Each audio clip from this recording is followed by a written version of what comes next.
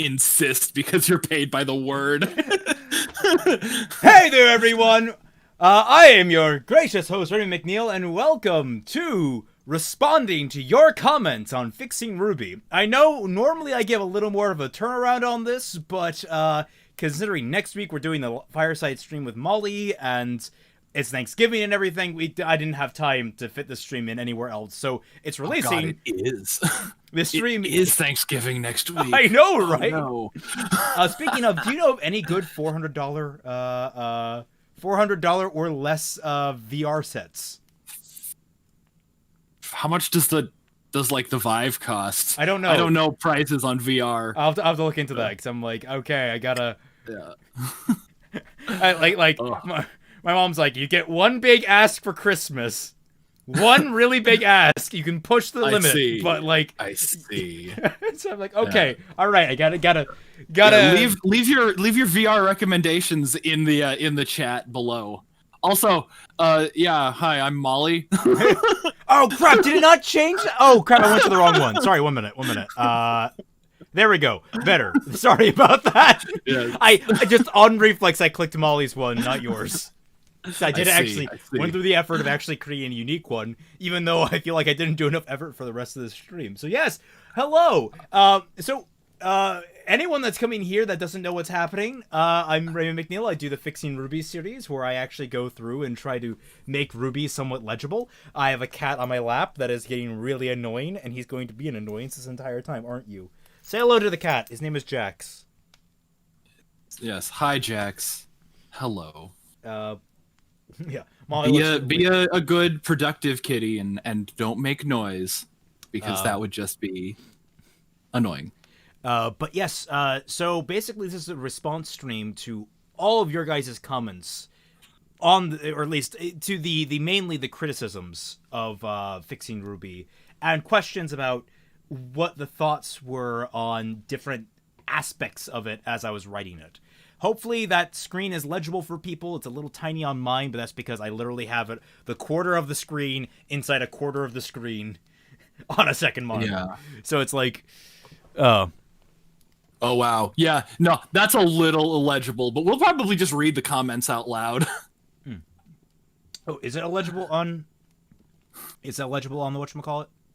Yeah. It looks like weirdly upscaled. Here, let me try and we'll probably just read the comments. No big deal. No, I can filter. Yeah. Add a filter, add a crop. Add a filter, add a crop. Crop right. 500? Ooh. Ignore the things behind it.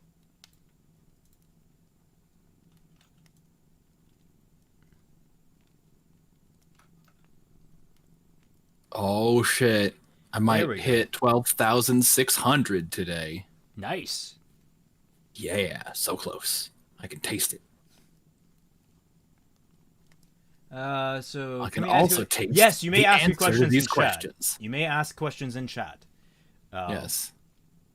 But it might be difficult to see them. So the most reliable way to get questions to me is either by super chatting or by going to Streamlabs to donate. I will definitely see those there, and I will answer them on the spot, even if I'm in the middle of already answering a different question.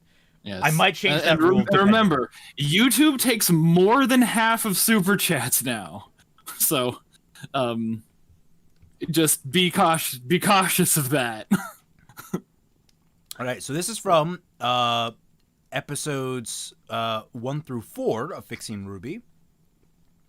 It's always great to see Fixing RWBY come back. I have not sorted these by the at all. So hopefully it doesn't take too long to find actual critiques or questions. Yeah.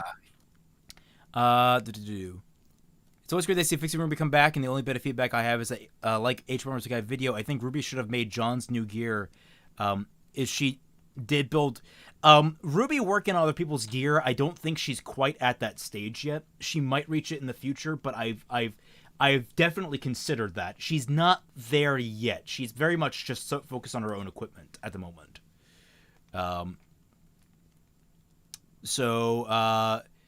Must be a nice thing to wake up to. Oh my god, it's happening. Love the redesigns for Ranger. Is this the most recent up? Oh, these are top comments. No, we got to go newest.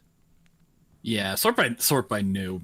That's how you get to the. Yeah. That's how you get to the Irony. The real. The Sketchy Huntsman have an art page. Sadly, we do not have an art page for the Sketchy Huntsman. I have no idea where I would host it. Maybe I'd create a Deviant art. I'm not entirely sure. Yeah. Hey, it'd be nice to see something other than like edgy Sonic fanfic on DeviantArt.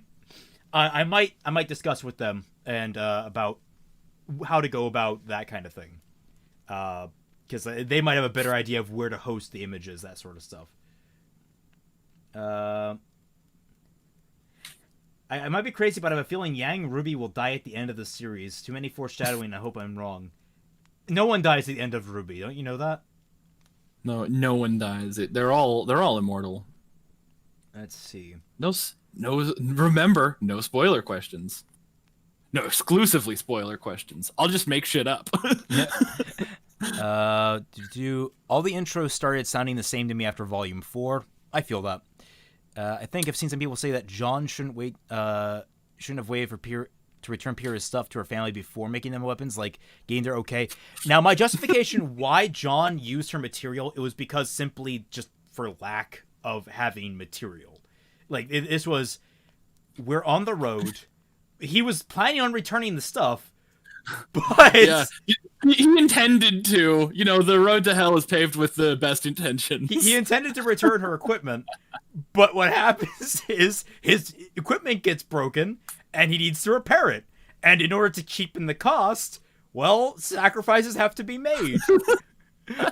And that's one reason he's so distraught about it. He's like, I don't really feel comfortable doing this. It's like, well, it kind of had to.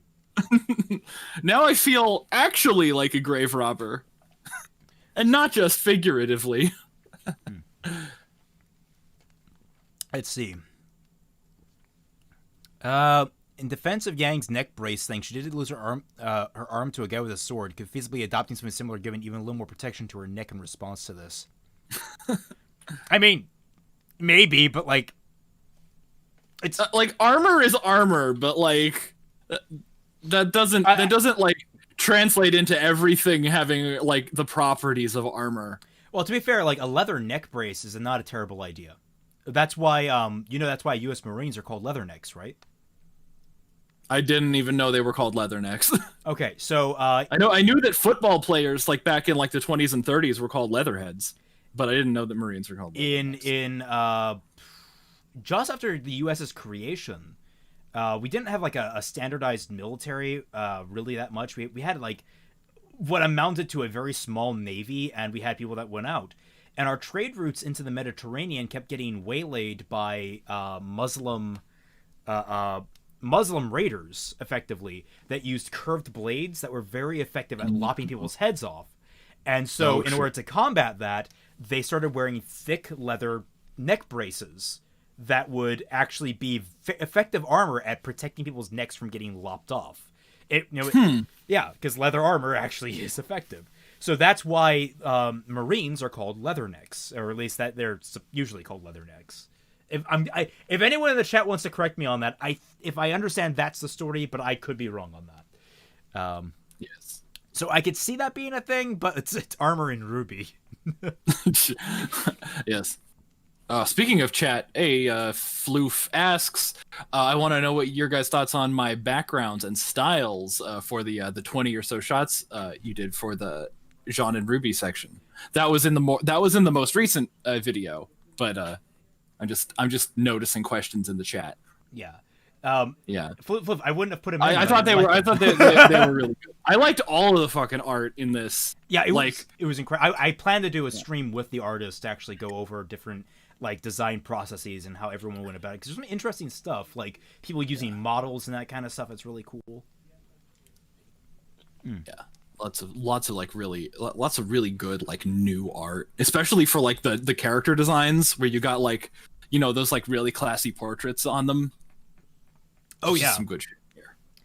The oh god, let's see. Random thought, but none of them would have money because it's very established that Ranger have jobs. We'll be left without Ty knowing Ren and Nora are to our knowledge, are homeless unless Ruby stole money. Brady, Brady, please finish. Stole money. Please finish 3rd grade. I implore you. I shouldn't insult you, but please fix up your grammar, buddy. That's a little rough.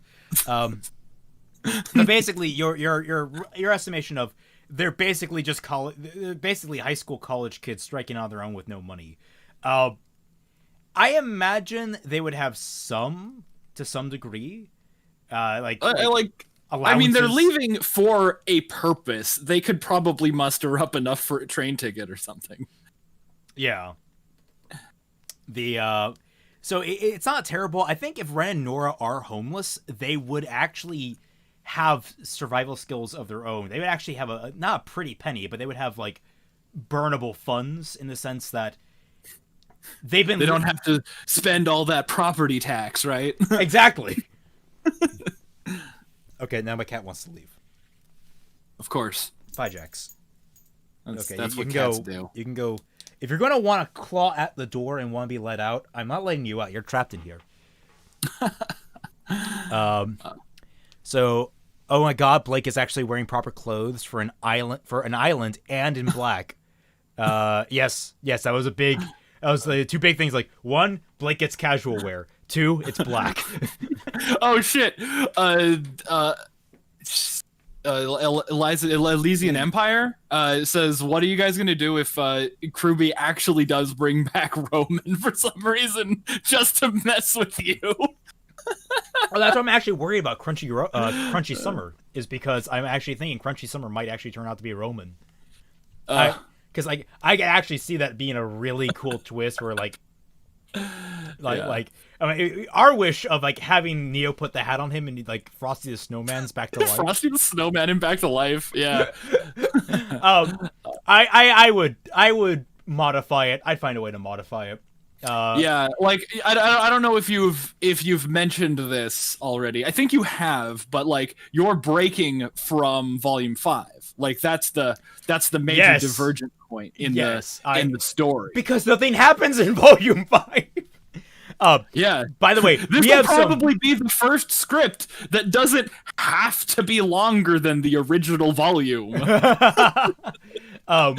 Actually, one thing I'm really excited for, we have a lot of really cool ideas spinning about Vernal. Like, I was not enthused about Vernal going into Volume 5. Now, I have so many cool ideas that you could play with involving her. It's great. She's Miley Cyrus. Yeah, maybe we'll just have her voiced by Miley Cyrus. That'd be fun. Just hit up Miley Cyrus and be like, "Hey, you want a voice? Like, hey, you wanna join? You wanna slum it with some YouTubers?" Oh, really? You were the Marines were called that before the Barbary Wars. Interesting. During the Revolution. Oh, huh. Okay, well, hey, Dora. I wasn't wrong. It's just inaccurate. Sup, Dora? How's it going? Working on that crazy art from the episode 2? Oh God, we have unleashed a monster with her, and I'm excited. Yes. Hey, Wario Gamer, you didn't miss that much. We've gone through the first few questions. We've mostly complimented the artists, which can't be overstated. Yeah, we're going to do that a lot throughout this, I imagine. Yeah. Loving the story, if it makes a hell of a lot more sense. Is it clear? Blah, blah, blah, blah, blah. Oh my God, he actually wants out. 1 minute. Technical difficulties. Nothing technical, except that like cats are just technically difficult to deal with. There, now everyone can see. Oh wow, how long is the lag? Like I got my eye on the chat, but like when I look over and I see the stream, it's just like, oh, it's pretty far behind. Yeah, what do I have the latency set? I don't remember. I think it's like 30. I always just set it at ultra low. But since you have like text and stuff on screen, I imagine that you wouldn't want it like that highly compressed. Yeah. This version is nicely written. It just begs the question of why Cardin is suddenly so willing to help, why Velvet is attached to him at all. He didn't do anything to earn any sort of sympathy. I hope you're not writing her as a girl who is into abusers for the sake of shipping them.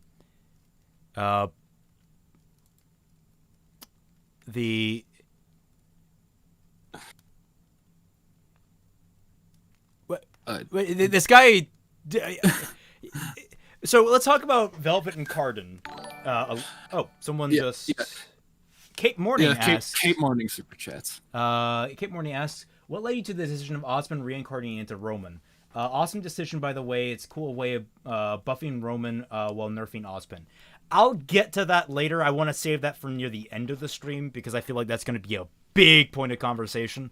So we'll get to that, Kate. Don't worry, guys. Yeah. We're gonna discuss that and some other things too. Needless to say, he's been sitting on that for a long time. Yes, like that wasn't like a last minute idea. That was literally every volume. I'm like, how could I adapt this into Roman? Yeah. How could I adapt this into Roman? You were sitting there with your fingers crossed, like, don't make Oscar do anything. Don't make Oscar do anything. But yes, when it comes to Cardin and Velvet, there's a lot of compounding factors that go into their dynamic that I was very keen and very, very careful to elaborate on. So in Volume 1, you very much had Cardin being a bully. And he got his comeuppance. He got shown up hardcore.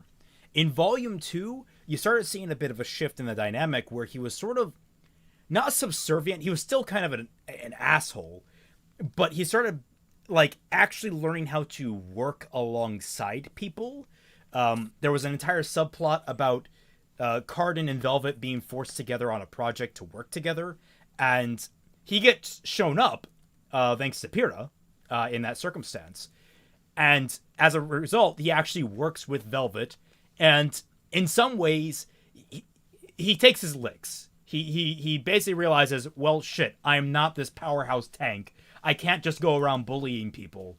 I can't just do that because now I'm actually in a place where people are standing up to me. He was basically unchallenged before that because he was so strong. Yeah. So suddenly he's learning. Like, there's like way more to him in the Fixing RWBY than there is in the in the canon show, where he showed up like a grand total of 4 or 5 times at this rate. Yeah, like 4 times, and like to be like an antagonist like 2 of those times, and then just to be like a background character, like a doofus the other 2 times. So the thought process behind him and Velvet coming closer is at the end of Volume 2. In the Fixing Volume 2, Velvet saves his life. And that's the moment where it's sort of like, oh shit, this is a girl that I have basically tortured for like half a year. It's killing with kindness. And she is literally saving my ass from the hordes of Grimm that are about to claw my eyes out during a massive like collapse event. And the dynamic shifts, because in Volume 3 then you have that, you have brief moments of interaction between them where Cardin is uneasy around Velvet. He doesn't know how to act around her because the old dynamic is gone. What he relied upon, that bully dynamic, completely gone. He can't even pretend to be an asshole because she saved his life. And when the chips are down, when he's notified that Velvet's in danger, it finally kind of clicks what it means to be a huntsman for him. And he's like, without any kind of reservation, it's just like, okay, where was she seen last? We'll go save her. Ryan Carson, Raymond, what do you think of the Cardin X Velvet ship named Holy Buns? I coined that name. I'm the one that coined that name. Thank you very much. Holy Bun is one of my. It's just such a cute ship, because now we're getting to the point where they're actually like they saved each other. They're now kind of war-weary veterans in Volume 4 who are working together on reclaiming Beacon's campus. And it's a slow, grueling effort where they're just both exhausted and tired, and they both understand each other on a deeper level than just bully and victim. They understand each other as people. Yeah. It's the conclusion to that like Type A Sundere arc, right? Mm-hmm. I'm not a fan of that kind of dynamic, but it can be done well. so I'll often like let it play its course. Yeah, so like I like the dynamic, and the thing is, I'm not ending with a relationship for them. I'm not planning on it, at least, because again, it almost feels like a step too far. That feels like when I'm doing Fixing RWBY, I'm always straddling the line of how too much fanficky is it. Like it's one of those I have to always keep in mind, like, how far can I push it, and how far should I reel it back in? So, yeah. I mean, and RWBY is already so fanficky. You like pushing it too far. Like, I mean, some fanficky tropes honestly should be in mainline stories, because if the fans are writing it, it's what people want to see. But like, most of the fans want exclusively that, and then then it just becomes porn at a certain point. Which, I mean, I still think we had like a discussion early on. Why hasn't RWBY made official porn? It's because the characters aren't legal. They are now. Well, no, all but Oscar and RWBY are. Yeah. And some people like to ship that. I'm ignoring that. Why would 1,000-year-old like demigod see in a 16-year-old girl? Well, I want to see if those people are the same ones that are complaining about the 1,000-year-old lolies. Honestly, I can't even put it past them. I can't even put They'd be like, we can ship RWBY with Oscar, but we can't have this 1,000-year-old loli. Yeah. It's probably because vampires aren't real, and that's a sin against God, Yeah. I started watching this. I want to say I already fixed an issue. You already fixed an issue with the series that being the main hunters on our team kind of treat people not like the inner circle like trash. Like, Maria warns them they're in a blizzard and Grim are nearby, and Yang tries to intimidate her into silence. I mean, yeah, there's some weird dynamics with how like they imagine people work in this series. I don't know. Whenever I see, is it just me? Whenever I see Eddie talk, it is really uncomfortable. Am I the only one that thinks that whenever I see Eddie Rivas talk? Like, I've the only thing I have against the guy is that he didn't bother looking into my live stream. That's like, really like the catalyst for everything. He just like it was like, oh, this like 3-hour rant video? Don't tag like real people with criticism videos. It's like, bitch. Yeah, it's like, I don't think I would have anything against the guy, but like I see his face to me looks like wax. Like, he looks like an animated wax statue, and it's really uncomfortable to watch. And Eddie, I don't mean this as an insult. I'm just uncomfortable looking at you. Yeah. I'm sorry. Oof. But like also, he wrote episode 4 of Volume 7, so like, yeah, honestly, if you don't know about that, coming back from you can go look at Fatman's video where he ranks the top 10s in all of RWBY Volume 7. Yes. Too fanficky would be like, it's too obviously pandering to both the author and their buddies. Yes. Yeah.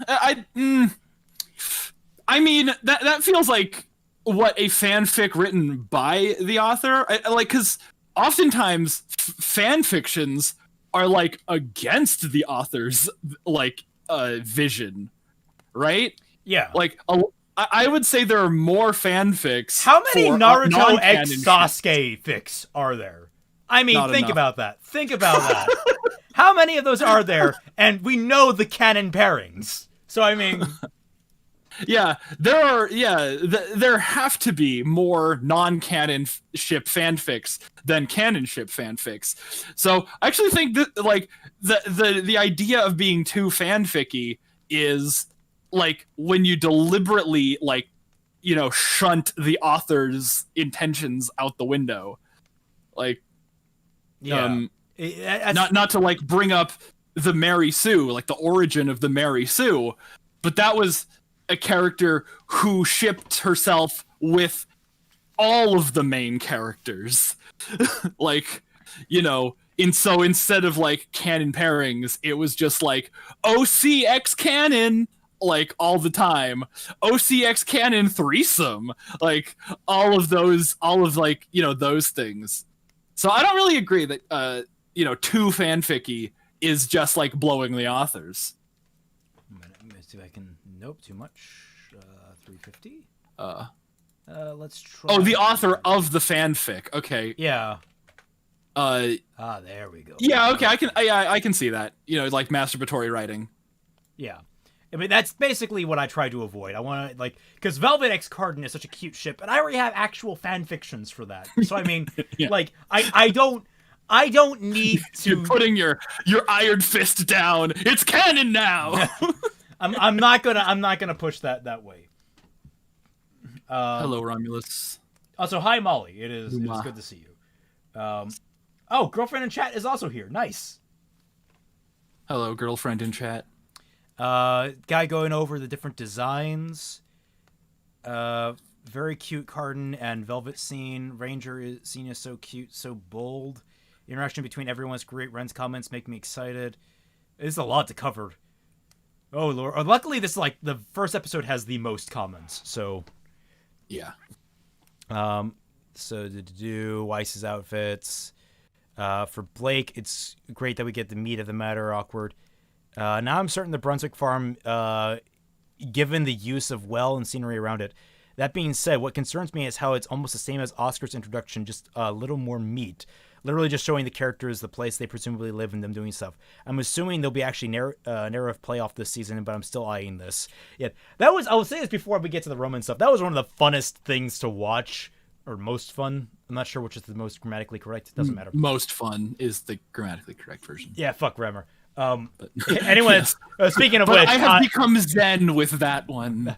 Speaking of which, I do have actually a story I want you to read. It's decently long, but I wanted your thoughts on it. Okay. But I was gonna say one of the best things about this. Speaking of most fun versus funner. No, just fuck grammar. Fuck grammar. I wrote a book. No. I wrote a book. The watching everyone being like, why are you doing Brunswick? Why are you doing this? Why are you doing that? It seems completely unrelated to things. Oh God! And we'll get to the Neo moment. I will get to that. You got to throw it in early. You got to start dropping it on them. Like ooh, ooh, ooh. Hit him with it. Foreshadowing. Adam getting a subplot. How very interesting. Blake meeting her parents is very cute. Well, the Albion twins. Ooh, Blade Charge donated. Ooh, good. It was to the Streamlabs. I don't think I left any questions, but one question I do have is when the train got destroyed, it just seemed to kind of all of a sudden and a bit strange to me. I was wondering, did you have another idea how to destroy the train? Didn't really. The tracks get destroyed because it was both the train. It was the train and the tracks, because what happens is a dust fuel truck basically gets thrown onto the tracks or onto the engine, and it blows up the train. And since the tracks have gravity dust throughout it, it ignites the gravity dust and it causes a chain reaction a mile out. Yeah, that was my justification for how that went down. Yeah, gravity dust ignites. That's science for you. Actually, due to certain reasons, I probably could have made that a little more finesseful. There's now probably, because that was before I actually had a major plot point in place that me and Fatman discussed that won't be revealed till Volume 5. But that's I probably could have done it a little bit better, but it was a fixable, a doable enough solution to a problem that I needed to fix. So, and sometimes things just have to happen. I mean, I try to justify things happening. Yeah, let it never be said that you can't can't just force it if the need be. I feel like a lot of people get kind of bogged down in justifying things when it's like, that's good, but it shouldn't be I don't want to say necessary. It shouldn't be the thing you focus on. Like, if you're spending more time justifying it than it's going to matter, then, like, you know, you can just go ahead and say, hey, this thing happened. That can be very dangerous, because if it's something that you think might be small but could have world-ending ramifications, like a good example here, in the new Amnesia game, one of the main mechanics is lighting matches and igniting torches for light. Problem is, at certain points in the new game, you go to an alien world, which has, like, super high-tech technology and, like, you know, energy that's literally made out of the human soul. And yet, for some reason, they still have matches scattered around the place and torches on the walls. Like, damn you, game mechanics! So it's like you might think it's small because it gets the job done, but no, it raises many questions immediately. Like in Borderlands 3, you eventually go to, like, an alien planet that, like, hasn't seen civilization in years. So they, like, put the story detail in to justify why there is loot and stuff. Like, why there are still vendors on that planet, and why there are still, like, the enemies still drop guns that they have presumably eaten. Because I guess that's always been the canon explanation for why a dog drops a gun when you shoot it. like, you know, if you can justify it, go ahead. But if you're wasting your time to justify something, I say, you know, just leave it to the audience. I would say make a better solution. Make a better find a different route to approach. That's usually my go-to. I'm gonna raise it. Things should happen and they should matter. Master Writer Fatman Fun. Thank you for quoting me with my appropriate title, Romulus Numa. Yes, Floof, I agree. Ooh. I know this is not important nitpick, just curiosity, but does Team Ranger slowly require outside basic hunting skills in their journey through? No, because I established that they covered that stuff back in Volume 1. Totally. No, I did, because I went over all the different classes they had in Beacon, and we had like a whole cut through of the different classes they went to. So we know that they do the different things. They had a camping trip to Forever Fall. So they know outside survival skills. They had to be trained in it.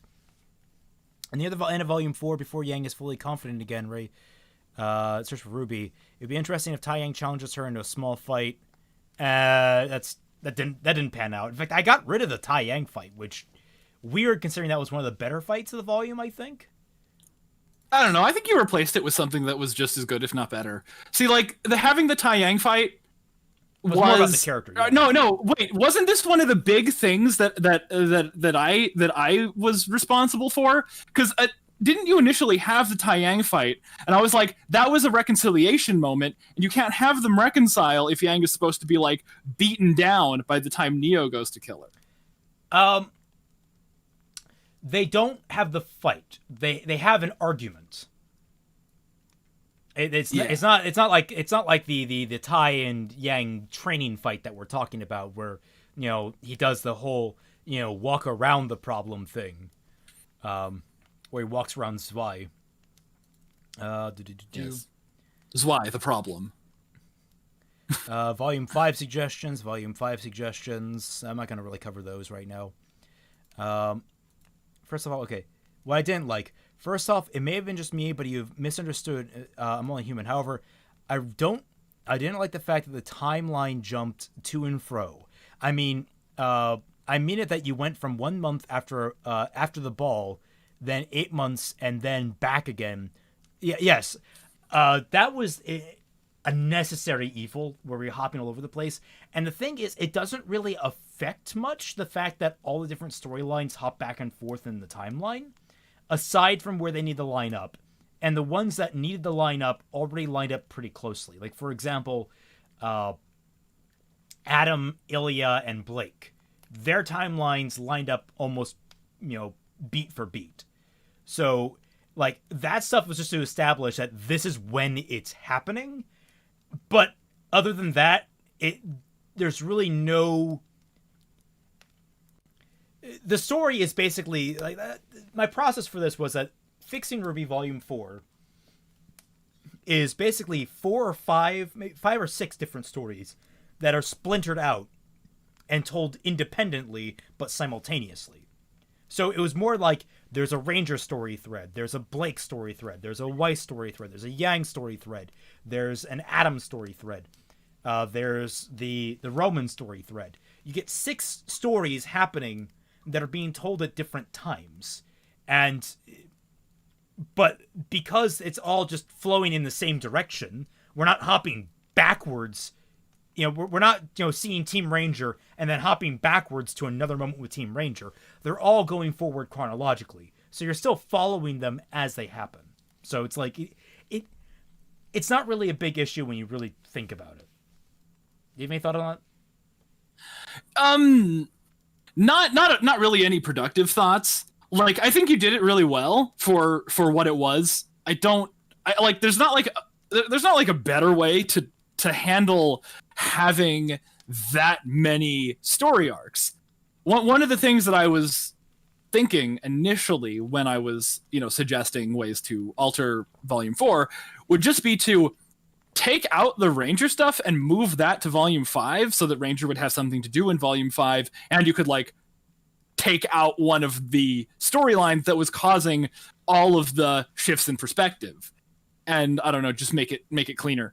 But, like, having one less or one more shift in perspective per, volume of story isn't that big of a deal. Like, I didn't have any trouble following it, but then again, other people might have their trouble following it. But these are all things that did happen, and doing them in chunks instead of, chronologically through would have been worse. You can do that. You can definitely pull that off. Like, I love the movie 1114, which is a bunch of different stories that all, like, go before and after the time 1114 when all of these stories, like, intersect with themselves. Oh, I think I've seen that one. Maybe. Is that like a tanker explosion or something like that? It involves, like, some kind of massive, like, disaster, doesn't it? No. We could react to it. I could just, like, break out my copy and, like, we could do a reaction, because it's a really fun movie.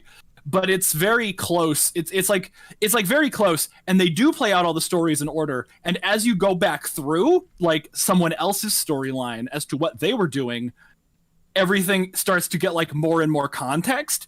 And unless you're going to do something like that, where the stories are very interwoven, and also just straight up short enough to, be held in your memory that easily.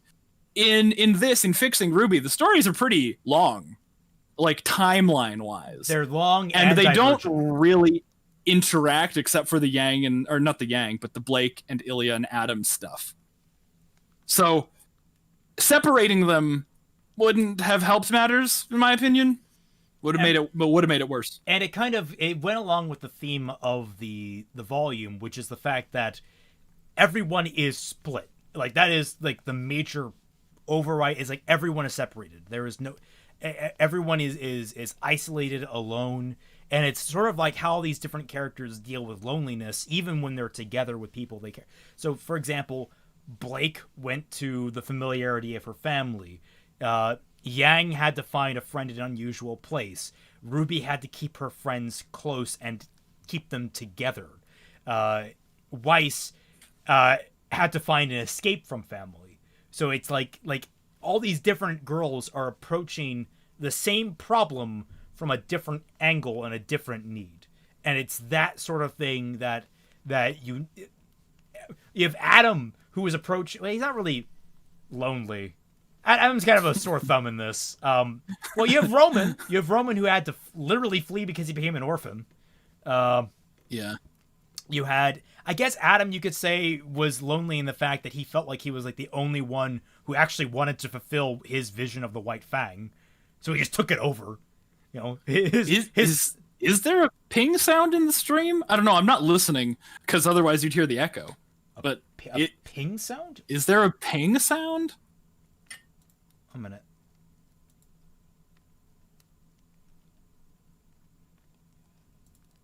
I don't hear anything. Notification set noises on? Are you getting like DMs or something? Yeah, no, they I have notification noises on. Yeah. So if you hear a ping, that's typically look on screen. You'll see a little animation pop up, and that'll be like someone subscribing or something. So, did you explain how Grim hunts work back then? Because I don't remember that, and if not, how would Grim missions work, especially for proving you did it complete it? All right. Say that again. It's here it's in the chat. Anime Guide Ruby Ruby Critics podcast.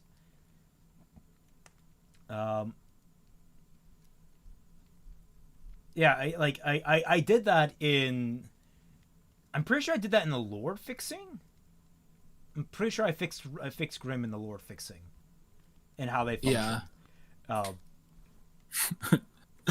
So I mean, yeah, go back and check all of the early videos, because those had a lot of general knowledge questions that were basically fixed immediately. Yeah. And I didn't go back and rewatch the lore video to prepare. I very much distinctly remember that they leave bones behind, that sort of thing. So. Oh, as like an answer to like Salem's Throne. Well, like those Grim bones. Not that, but like it's really stupid. It's like, like they don't leave anything behind except like then you see on Port's wall like the mounted bones of like a Borbatusk and shit. Well, didn't I mean, not to say that anything that happened in World of Remnant is canon, but didn't they say those were taxidermies? No, they said that they were recreations, which is even dumber. like hey, yeah, I killed a bear. Got a trophy. What do you say? Trophy hunter's got a trophy.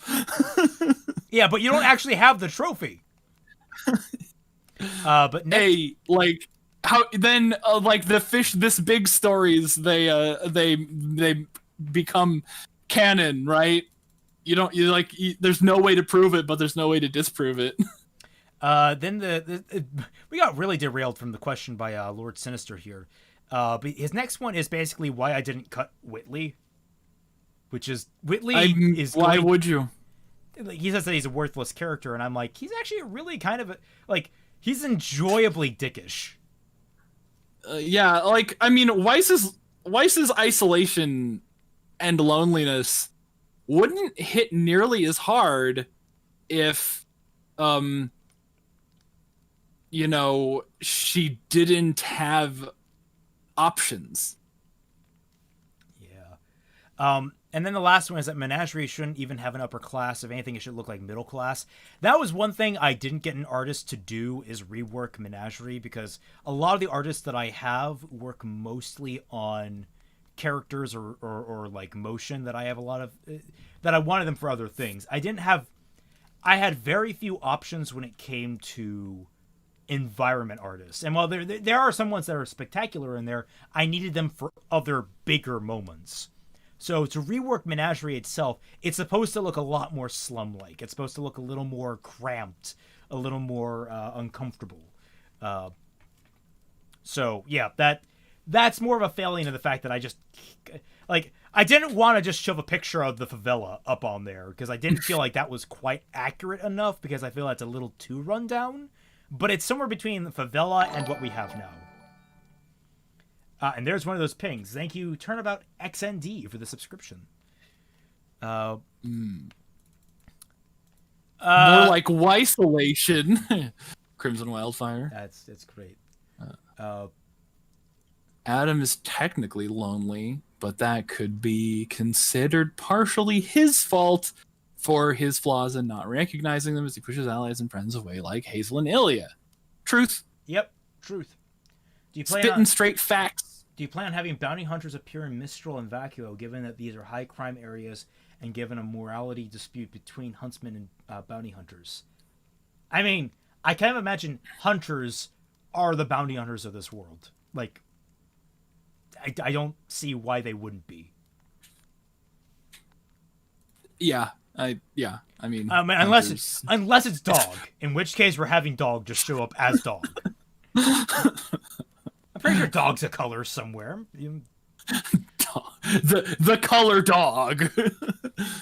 No, he's one of those. He's one of those like loyalists that like doesn't follow Ozfin's colors rule. Or he's just a faunus. Like, I mean, they take their animal name. Lee Granados asks, "You removed the Seagrim fight." Like, good. Yeah. It's a terrible fight. It's a really bad fight when you break it down. It's one of the worst choreographed fights in the series. Like, there's no sense of gravity whatsoever to the fight, and its solution is honestly hilariously bad. It just looks laughable. See you later, Dora. Sorry to hear that, but also glad to see all your art. So it's kind of a mixed emotion when you write or when you draw yourself into a stupor. Yeah. Have a good night, Dora. Take care of yourself. Take care of yourself. Isn't dog DAWG? Isn't that how you spell his name?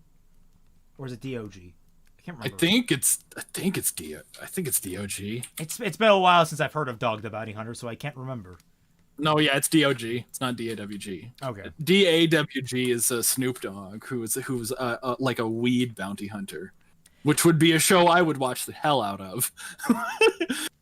Just somebody who's really high, like trying to like get fucking bail dodgers. Using superpowers like hotbox the whole trailer park, and then everybody just comes out bloodshot eyes. Fate's Awakener is a very specific question. I really hope you answer. Are you going to show off Mistral and maybe imply the spiders before Volume 6 if you keep that together? I do plan on showing off more of Mistral in Volume 5. Definitely. I definitely imply, like, with Roman alive and the spiders being Little Miss Muffet being a thing, that's gonna be fun to work with, because like they might maybe they have a previous dynamic that I can kind of scratch on. Who knows? Well, I mean, if you think about it this way, that like Junior was one of Roman's henchmen, and Junior was also, employing the Malachite daughters, so they probably do have. They probably know of each other at the very least. I mean, yeah, Roman got his start in Mistral, so I mean, no. Oh yeah. I'm like, did he? I'm like, oh wait, yeah, no, the thing we just saw. Yeah. I gotta separate my mind from the canon. Tobias Guys asks, is that detonator going to be a Chekhov's gun? I don't know. I actually I wholly intend never to visit that ever again.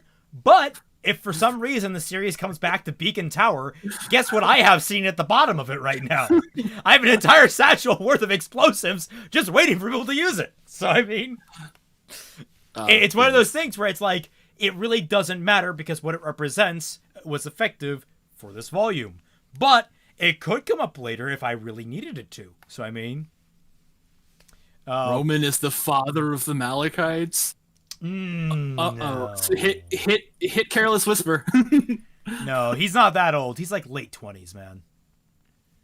Late 20s, early 30s, that sort of thing. He's like a little younger than Crow, I always imagined. Is this volume or any future installments going to include... Yeah, we have a bunch of Roman Torchwick stuff already. We're covering that. Maybe include, if you still plan on keeping some foreshadowing for the Knuckle of V. I mean, I did. The show actually did a decent job foreshadowing the Knuckle of V. It wasn't that bad. I mean, I remember when everybody thought that was the symbol of the bandit tribe. Like, remember back in that day? Oh, everybody was like, "Ooh, look, it's Raven's symbol." And it was a hoof, and it was the hoof print. Remember when the bandit tribe were actually like Sorry, I'm talking. I'm far away. Were an actual threat. No. When people thought that the don't. Bandit tribe were an actual threat. Instead, Yang just face rolls them when she's not trying to show off. Yeah, when she's apparently suffering from post-traumatic stress disorder over fighting. God, the first thing I'm gonna do, because like I'm gonna have Neo do a lot of heavy lifting, I think, in Volume 5 in those scenes where she's more of the one fighting than anything else. Because like I want Yang to have like moments of just like, oh shit, a sword. Younger than the fedora tippers he commands? Hey, fedora tippers are very easily manipulatable. Yeah, and like that's the thing. Like he's the thing about Roman is that he's cunning.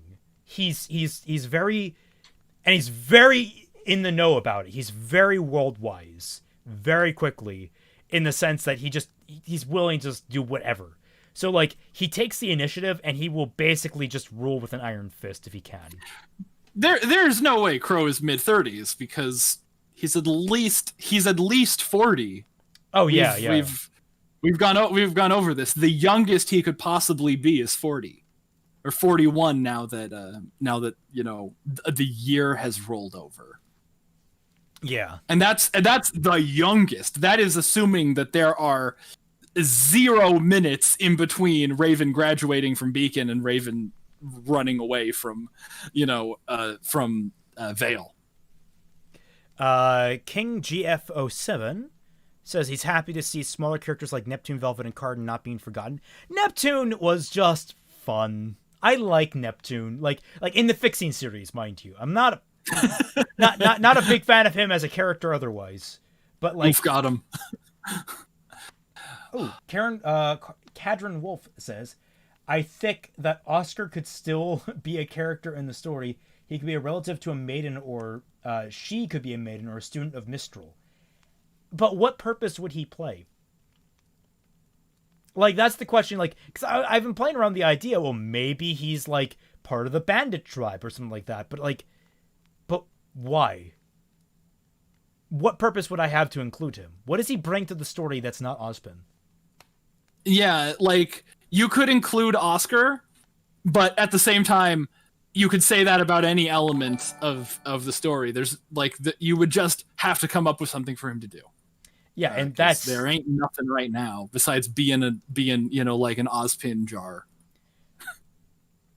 Yeah, I'm not gonna... I don't like wasting characters. I like keeping them all function. I like keeping them all functional. So like when I saw Neptune would probably be going through therapy. He'd be helping out. I continue on my previous point, going through therapy. So he's there to be kind of like buddy to Yang, which I sort of set up a little bit in Volume 2.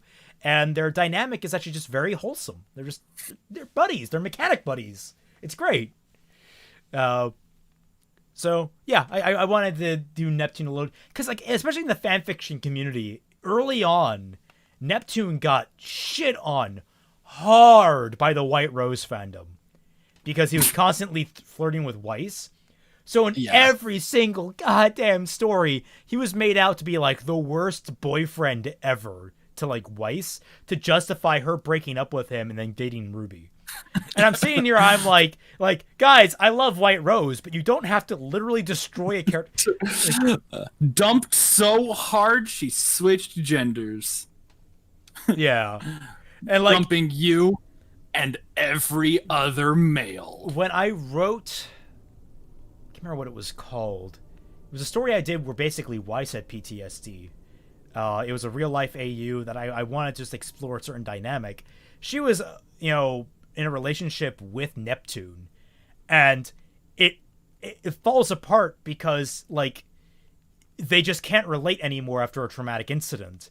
And she finds that she relates more to Ruby than anything else, and it's all about like this building dynamic, and it's no fault of his own. Like he's not a bad dude. He's a decent boyfriend. He's just like a little unobservant, which is fine. People can be unobservant, and he's a little just out of his element. He doesn't know what he's doing. So, here we go. For when you do Atlas, I'd recommend looking at Marine Corps training videos on YouTube or the official Marine Corps website. I've got a wonderful source in the form of Molly Rhinemaster, who is excellent at telling me everything wrong about how RWBY handles the military. She constantly wants to know what the rank of Winter is, because Winter cannot be that high of a rank. Fate's Awakener, with Coffee going to Vacuo and Season going to Mistral, besides stuff like possibly doing something in Volume 5, are the novels going to be canon for Fixing RWBY and with tweaks? I think basically at this point it's they're not going to be canon. They can't be, I don't think. There are contradicting elements already with the novels that I can't remember what they are, but yeah, I know. Basically, the novels killed off a whole bunch of characters I liked.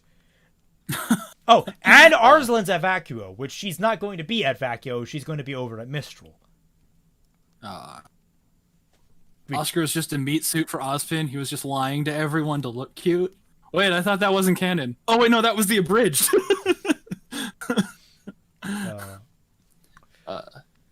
Ryan Carson asks or says, do you think that Bumblebee shippers would want Neptune's head on a platter for trying to ask out Yang? Hopefully no one wants to hurt Neo for being in her. No. I mean, I imagine Bumblebee shippers want everyone's head on a platter. Yeah, that's... Oh, did you see Eddie Rivas stepping in it the other day? That was actually... He tweeted out freezer burn. Freezer burn to like a relationships that wouldn't work out, that would get divorced without anyone realizing or something like that. Yeah. And I'm just sitting there, I'm like, oh, buddy. Like, didn't you learn your lesson last time with the Lucky Charms shit? Didn't you? No? Okay, good. I'm glad. It's a joke. You've how long have you been part of this fandom? That'd be really funny if he like didn't know what RWBY was before he started writing Volume 7. Honestly, at this point, I sometimes feel like he might not. If he just binged, no, maybe if he only watched 5 and 6 before writing 7. Let's see. Winter can't be higher than a captain, yet she's reporting directly to a general. Isn't she isn't she a specialist? Don't like specialist. I don't know. Specialist is a classification. It's not an actual rank. It used to be a rank. It used to be a rank, but it's no longer a rank, if I understand it properly. Yeah, and that's what I kind of like what I was getting at. Like, she doesn't have like an official rank. She's just a specialist, especially because like what we revealed in like Volume 7, that she's just basically sitting there to be the next meat suit for the Maiden. Meat suit. I had Vicinity right after that, but I didn't realize how sad when it ended. We touched on Roman and the apathy. We have a breakdown. Like, I have plans for Roman and the apathy. Not very good ones yet, but I would refine that. You have 2 years, right? Yeah, I have 2 years. Yeah. Why do so many creators have foot-in-mouth disorder? Because they're used to being the gods of their domain. Like, I honestly think that's the reason. Like, a writer can go boom, boom, boom. It happened the way I said it did. So then when they present themselves to the whims of the people, they don't actually know how to read the room because they've never had to in their creative profession. Let's see. Let's see. Is it odd that I look forward to this more than the actual RWBY? I'm glad, but on a legal paper, please never say that. Hey, you can't make the case that this isn't a criticism of the show. True. Yeah. Dude, there's a black hole in your concept art. Just say part of the train and large portion of the track and the ground were deleted by the black hole. This ain't Star Trek. Yeah, but I justified basically why a black hole isn't the thing that destroys everything. Like, there's more to it. Also, for the record, the black hole was never intended. That was actually artist interpretation. There was something along the lines intended, but never to the scale or what he did. The artist took off with the idea, so it looked a little bit differently than in my head. So, kind of on me for not reeling him in, but at the same time, I like to give my artist free reign. If this were a fully produced thing, I would have been like really buckling down and refining that. But this is a fan project. We're all trying to have fun with it. Nah, artists are creative people. You gotta let them spread their wings and fly. Let's see. The final rewrite is in editing. D-Rom, you already messed up. Sorry, but Sun should not be in this volume. He should not be a dirtbag and go home with his seriously injured best friend and not some girl he just met. First, Blake should be alone with her family like Weiss and Yang. Yang should only use PTSD as an excuse for her feelings when it's Blake leaving. There's a lot of reasons why this doesn't work out. Chicks before dicks. Like, are you looking at the comments with me for the first few episodes? No, I'm looking at the chat, the okay. actual. That's fair. Because this is a lot on this one, and not a lot of it seems like why should let me pull it up. Can I just pop this out?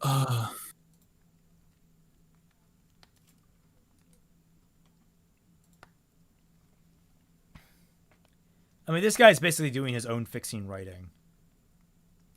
Sure. Yeah. Which you're kind of inviting that kind of you're comment. Allowed to. Although I'm just like Sun shouldn't abandon his best friend. Like, I kind of understand where you're coming from, but at the same time, like, he's not really abandoning him. He's just going off to help another friend that's in need. Type deal, and it's sort of like Sun jumping the gun type deal. I imagine that Sun conferred with Neptune about this before leaving. Like, it's not really explicitly stated on screen, but Sun is very emotionally attuned. So, yeah. Cadron Wolf, Oscar and Vernal could be twin bandits to Raven, or could be a huntsman that is Crow's contact in Mistral. They talk on screen and then just keep up to date until he eventually dies. Crow finds out. Maybe. That is true, but at the same time, it's still just giving him something to do. Like adding Oscar to the story would just be adding Oscar to the story because the original story had him. I think there might be something there to the huntsman angle, like the it's a huntsman that dies that Crow is investigating type deal. And at the same time, why not just make that Shiro, the actual canon guy who was Crow's huntsman, or who was supposed to be Crow's contact? Yeah, I actually agree with that. Like that would probably be my stronger angle. Ryan Carson just says H Bomber Guy's video, and I agree. Not really feeling Ren's alternate outfit. No respect to the artist. No disrespect. Sorry, my brain wiped over that. Ren's outfit was the best of the Volume 4 crop. And it kind of has like a Jasmine sash on it. Which I don't necessarily disapprove of, but it was a bold choice to go with. Is Adam still going after Weiss? And I replied to this because I was confused. I'm like, when was Adam ever going after Weiss? He's like, oh, he has the brand of the SDC on his eye. And I'm like, yeah, but he has no idea who the fuck Weiss is beyond being a schnee. Yeah. Like, I don't think they've ever exchanged a single scene together. A single pleasantry. I want there to be a scene, like, this was something I was trying to work into the abridged, but I wanted Adam, because Adam's still alive in the abridged. Spoilers, he didn't die in the end of Volume 6. But I wanted him to have a scene where he was like, "Wait, you were traveling with a schnee this whole time?"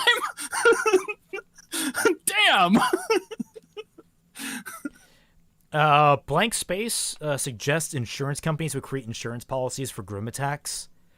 I don't know. You threw in the insurance line, and I was like, that serves a purpose of making it so that they don't have to freak out when shit breaks.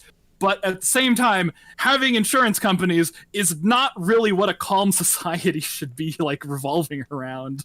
Like a society that is supposed to, relax its populace, like shouldn't have isn't having like the idea late-stage like capitalist American infrastructure around it.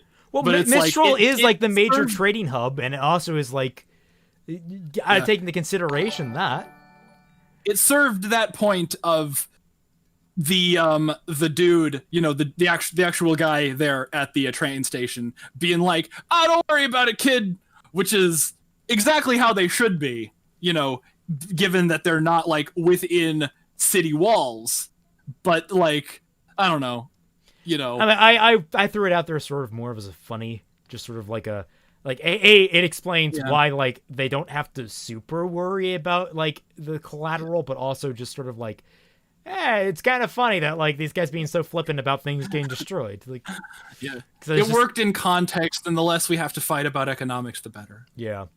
Hey man, this is from Guns Blazing, stream chatting, streamlabbing, and I guess I don't know what you call streamlabs. Hey man, love the series. Streamlabbing works for me. Yeah. I love the series. I joined late. Wish them if you answer my question in the Volume 4 Part 1 on or the final part about Nora. It was about the effect of something like Pyrrha's death would do to her. That's a slow build.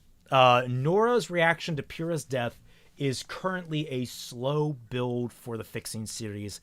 I'm hoping to get to it later. But I've put little threads in there that it's not sitting well with her.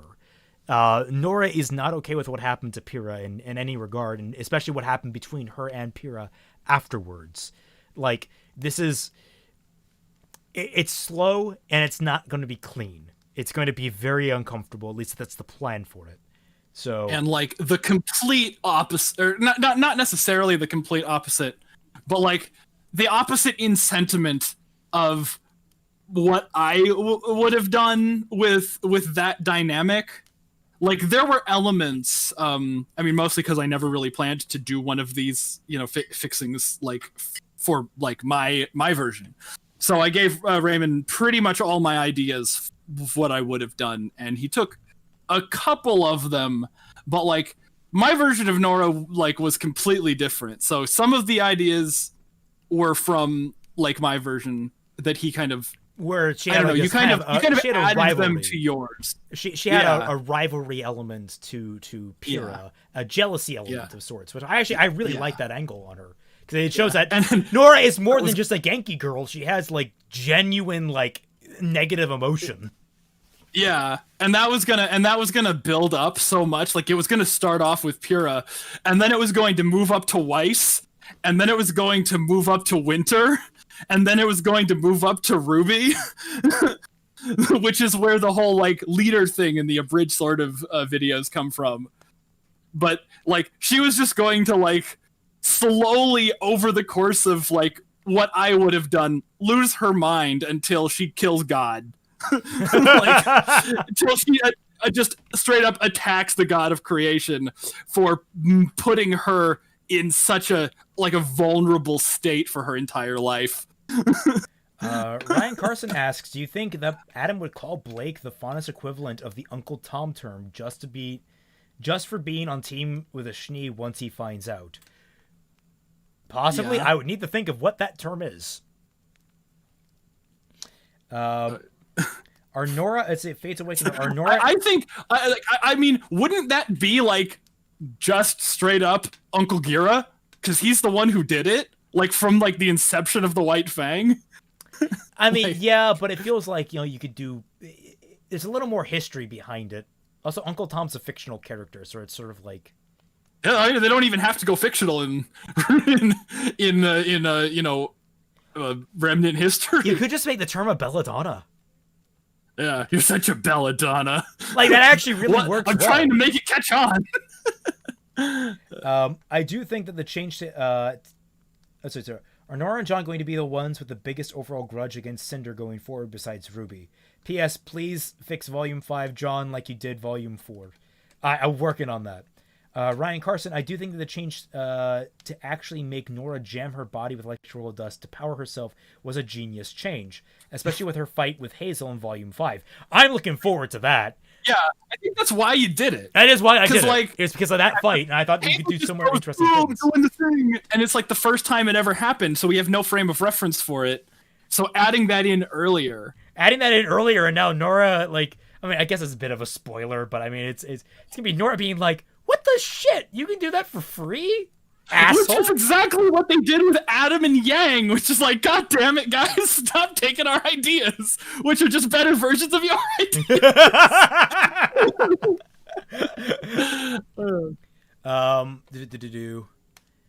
I can see it happening. Furthermore, wouldn't the Mistrali government or Himawari Council cover repair costs since public transportation is considered to be infrastructure? Granted, I mean, I imagine that's just what the insurance would be. Yeah, like I never went into like how the insurance worked. For all me or anyone else knows, it's government funded insurance or whatever. I don't know. Single payer. Which, when your entire world is beset by monsters, I wouldn't be against that. I would normally be against that, but when your world is basically taken over by hell beasts, I could see some give there. Gonna borrow observation from H. Bomber Guy. You suggested RWBY being gifted weapons. Oh, we've already done that one. So that was when it was the highest rated one. Like, I know this will never see the screen until Revolution abolishes copyright law, but I appreciate the catharsis of listening to this. Thank you. I got a shout out. I think I'm trying to find more of these. John getting new gear, have a rock concussion. Let's see. I think there should have been an incident with the Faunus blacksmith. While John getting his new gear, have a rock come crashing through the window, and maybe have Ranger disperse a mob. I kind of disagree with that because they're not in a city. They're in like a small town. And when you get down to it, like, the intensity of that stuff becomes less and less prominent, especially if, like, the person is doing an important job, like a blacksmith. That can support a village very effectively. People aren't going to fuck with a blacksmith, because if you need something repaired... So, like... It's just like, you come in with broken shit, and he's like, this your rock? And you just walk out. Like, I understand it, but, like, you know, in the Jim Crow South, if the black guy is the guy that can fix everything in the town, and he's the only one that can do it, the racists aren't exactly going to sit there and harass him constantly, or super violently. They'll probably be demeaning to him, but if they need something fixed, guess who they're going to? The one guy that'll get it done. Now, I don't have any historical backing for that, but, you know, I'm just saying, it stands to reason. You got to be careful when someone is basically holding your repair costs in line. Yeah, might as well, you know, just let the man do his work. I hope Adam gets actual development in your version. He's not getting development. He's getting devolution into an insane madman, which is fun. It's fun to work with. The thing is, he's actually doing it, like, logically, so it's going to actually make sense. As opposed... It sounds like development. It walks like a duck and talks like a duck, but it's not necessarily a duck. It's a diva tweet. Anyone in those diva tweets, they're good. Have you seen diva tweets? It's cute. Diva tweets? Diva. He. I don't know. It's an artist that just draws this really weird line of just cute drawings of cute little, like, young nuns and their ducks. It's okay. It's really adorable. Sounds good. A pet Harriet would make sense since due to the animal traits Faunus who are... Yeah, but then I get confusing with Harriet themselves. So I mean, if I include Harriet now that I think about it. See, I'm curious, did you answer my question about Grimm, or did I miss that part during the video? I probably answered it. Probably. Dende, I'm the white mage, and no one fucks with the white mage. True. Yeah. Which, I mean, I guess that's Jean. I mean, don't answer this if you've already. Jean's the paladin. But they don't. I mean, they don't have a white mage, so it kind of is Jean. Well, that's what the paladin does often serve as the off healer because he has lay on hands. Yes. Wait. Hashtag me too. Did I miss any answer about Salem by chance? Since she's only been mentioned, foreshadowed once or twice. Answers about Salem? Did you cover that in the lore video? I don't think so. What? Like, what about Salem? Xeonardo just says, did I miss any answers about Salem by chance? No, you haven't yet. Yeah, no. Let's see. So where is Crow in this? I didn't see or hear mention of him. If he's still relevant, yeah, Crow is still present. Ladies and gentlemen, it has arrived. It's going to be a long one. It's a decently long one. Happy compliments, just like a problem, of course. Collapse of the highway track from the background was nice. I love the count. Yeah, the background music was fun. I loved using the Final Fantasy VII background music for this. Yeah. But you don't need a white mage. They have aura. That's dangerous thinking. People still get their shit pushed in. Did H Bomber Guy really say all RWBY critics were jerks? What a jerk. No. He said something along those lines. He said that basically that... He said that that Miles and Carrie ignore all of the good critics in favor of spotlighting the jerks as to why they dismiss the other criticisms. He said that Miles will often quote retweet the assholes instead of responding to legitimate criticism. Does that include you? Little column A, little. I don't think Miles has ever retweeted anything, but given that they've kind of deliberately called out things that I've said and I don't think other people have said, like in the show. What if we find out that they are just like at least one of them has seen? What would be the most heartbreaking thing is we learn they're actually big fans of you, but like can't say it because you're like just non-PC enough, and like they're big fans of you and they're like trying really hard to be good. They're trying really hard. Guys, we did the plan thing, like you said in Volume 1. We did it this time. It's like, I would feel terrible. I would feel like heart-wrenchingly bad. Yeah. That is a block of text. I'm not reading that block of text. I'm sorry. I'm just going to scroll past that block because honestly, I have dinner in like 10 minutes apparently. So. Oh shit. Well, soon enough. We'll see if I get a text. Oh god. Okay, that's not really in focus. I'm not going to try to read that. Yeah. To be honest, I'm not a fan of Blake's part in this so far. Wait, my mic is kind of muffled. That is a block of text. My mic shouldn't really be that muffled. I'll turn you down just a little bit. H-Bomber Guy can do some great analysis of Sherlock. He comes across as extremely pretentiously. Yeah, it's H-Bomber Guy mentioned this in his very own Undertale video, that it's not necessarily a bad thing to be pretentious. That just means you're aspiring to something greater than you can reach. I mean, I just don't like him because I think he's a twat. But I mean, well. Yeah, no, I think he's a very intelligent guy. I don't like his haughty attitude at all. Don't you watch EFAP? Yes, I do. And they're not haughty. Have you ever actually watched EFAP? Yeah, I have. How much of it? I mean, what? They're like 17 hours long? I mean, yes. But like I imagine it gets worse after I stop. Did you watch the one that you were on? That's the one I saw the most of. Yeah, that would probably be why. I was like, oh, okay, I get it now. I mean, honestly, I honestly think you guys could have a good discussion. I think you could have a solid discussion because, like, I mean, does he like being called a retard? He probably would, honestly. I get the distinct impression that if you were genial with him, he'd be genial with you, and that's generally because they've always been like when people come on, they very much respect people that come on to actually debate their points. So, I guess I think you'd have a good time. I'm just saying.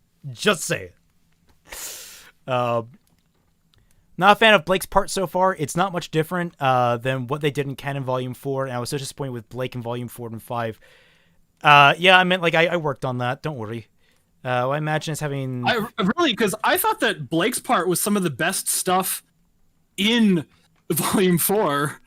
Like, when I was reading through it, and I got past Blake's part, I was like, let's go back there.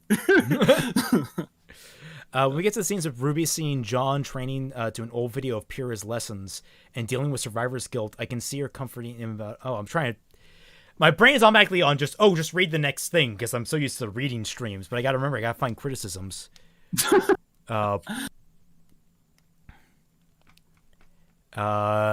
Yeah, this guy is basically just making a white knight situation. Let's see, Blake looks beautiful. Does she still have the bow, or does she have a hat in that picture of her new look? Yeah, I covered that kind of stuff already. It was a weird editing thing where I just couldn't show her with a bow on. Blake's rewrite being better than what actually happened, that's a given at this point, right? Oh, yeah. I would hope so. Even if I tank it in Volume 5. I'm hoping I don't tank it in Volume 5. Oh, my God. Kirby hears Adele Aka instead of me? Really? Like, is that like something have they interacted with him like on his videos? Who? Because I know some RWBY members have commented on our stuff. Wait, especially in the Genlock times. We got like comments from like the lead animator of Genlock on our first 2 reactions. Wait. Who they interact with? You said Adele Aka. Have they interacted with Adele? I don't remember them having. They might have had tweets back and forth. I'm not sure, but like, the one person that is interesting they actually had on was the voice of the Dark God from RWBY, the God of Darkness, the God of Destruction. Oh yeah, didn't he like just he like, destroyed RWBY? It was great. He shit all over RWBY. I mean, I could imagine like if like he doesn't do other voices, so like that's probably the first episode that he's acknowledged, really, and it's like, God, yeah, no, I could imagine like being in that position of being like, oh, hey, yeah, look at this shit. They want me to read what? Well, no, he just didn't give a shit. He just got the lines. He's like, okay, I'll read them. He didn't care about that, but he's like, when he's actually watched the show, he's like, yeah, no, it's garbage. Yeah, that's yeah. No, I could definitely see. Oh, he was the God of Light. Something like that. He was the God of Light. Okay. I mean, same difference at this point. I mean, at this point, either they're going to recast him because, or they're just never going to go back to him. Yeah, or they're never going to get the God of Light back, which would basically confirm that Salem never gets all 4 relics. No one ever gets all 4 relics. That'd be so funny if that was the reason. Guys, we can't cast this guy again. He's an asshole and a conservative. We can't put him on. We can't get him back. We already got rid of Joel. Do I have to remind you how that went? I just imagine a prelude for Volume 5 is going to end on Raymond just chugging a full bottle of vodka. No, it's going to start with me chugging a whole bottle of vodka. Yeah, it's gonna cut back to yourself like through at points during the video, just like as like the bottle is like emptying down. Even though we haven't finished up, instead of Ruby having Crescent Rose, give her a sword instead of in homage of Penny and Pyrrha. Crescent Rose is just too iconic to the series at this point. You can't that's the thing that would make me drop Ruby is if Ruby got rid of the scythe. Like, I understand that scythes are not effective weapons necessarily, but Ruby is like the one character that makes it effective, so... Yeah, like, I remember in Volume 4 when Carrie was talking about the Crow versus Tyrion fight, and how he's like, it just didn't make sense for him to use the scythe there. And I'm like, yeah, he's catching on. But then in the Volume 7 Crow Tyrion fight, he's using the scythe, and it's just like, did you guys forget? Well, they have new writers that probably didn't realize it. The thing I don't get right now is why you're still having the time skip. I don't think it served much of a purpose in the original story. I'm not sure why it exists here. Why not have everyone cut to 1 month later? Is there a reason for this? Yes, Ruby was in a coma for 6 to 8 months. Like, there is a time skip because of just the intensity of everything that went down. People need time to recover. And a time skip was the easiest way to do this and show that recovery at different steps and pages. The island of recast toys. RT's gonna exile the God of Light to the same island Glinda went to. Oh God. Yeah. All the recast characters need to be recast by the same actor. They all need to be Yuri Lowenthal. Now this is one that I did like addressing is Blake saying that she's just running aimlessly still sits oddly with me. I understand the guilt that she has with Yang's injury and not being able to face her, but why come all the way to Menagerie? She literally just booked a random trip and left. It feels very directionless. And have you ever gone through a traumatic experience? Like in the aftermath of a traumatic experience, you're just looking for any line of stability that you can grasp onto that isn't associated with a traumatic experience. And so literally every attachment that Blake had in Vale was related to the traumatic experience that she just suffered. The only thing unrelated to it were her parents. Was family. And her mind just automatically was like, I gotta go home. I gotta go home. I gotta get the hell out of here. I gotta go to Menagerie. So like, she's not thinking clearly. She's just reaching out for whatever is safe enough for her, what is safe to her emotionally. And one of my favorite lines in Volume 4 was when Ilya's like, she just abandoned, like, what happens when she abandoned you? And Sun. It's just like, she already tried that. Yeah. She tried that. I didn't let her. Because Blake isn't in a healthy place, and like this is her healing to a healthy place. Who's messaging me? Floof is messaging me. Sorry, Floof. I'm not gonna look at your messages, not in the stream, because it'll show up on Fatman's screen. Oh, what would I like for dinner? One moment. Small hand tossed. I saw a question that looked interesting, but then the chat slid past it. Do you remember who said it? I can't find it. I'm sorry. I'm sorry I missed your question because it looked kind of interesting. How far back was it? Do you remember? God, I'm scrolling back up looking for it. Was it the Anime Guy podcast? Was it are you ever going to address the actual bullets? Do you think we should call new Roman Osmond? No. Osmond? Donnie Osmond? Oh. Let's see, are you going to address how actual bullets and firearms work? Because I'm rather tired of bullets getting nerfed despite caliber they are for some of the weapons. I don't know. Like, basically, that's really... bullets are just like aura chippers. That's what they are. The higher they are, like the obviously the more impact they have on aura. And Ruby in specific, like sniper weapons, do get through aura significantly.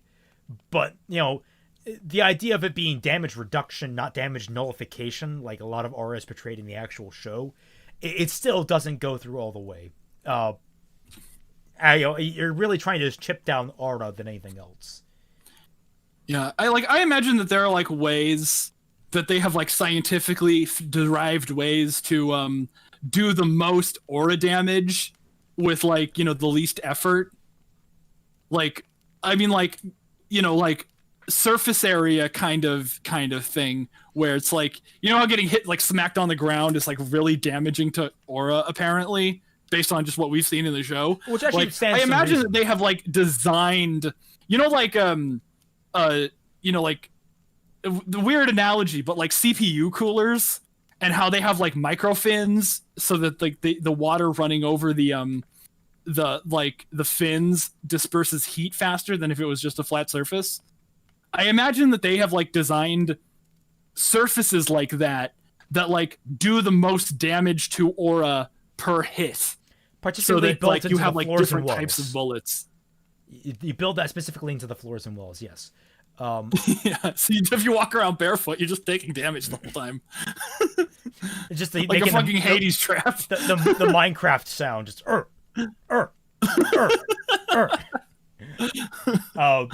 since you removed Oscar, which I don't mind removing, will be cool. Are you going to remove Maria or will she stay? Probably not going to remove Maria. Probably going to tweak her. Might introduce her at the end of Volume 5. I'm not sure how that would go. Consider she got shafted in Volume 6. Well, that's where she was introduced. So I mean, come on. Maybe my screen died. Have transformations for Crescent Rose similar to the like Blades. I'm definitely considering that.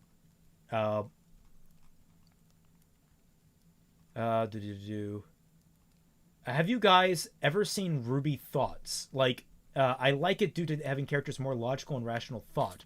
Also, it's similar to the abridged series with humor. Never heard RWBY Thought? Is that like a series of some sort? I guess. I'm still going to call him Osman. Yeah, you go do that. Aura Piercing Rounds.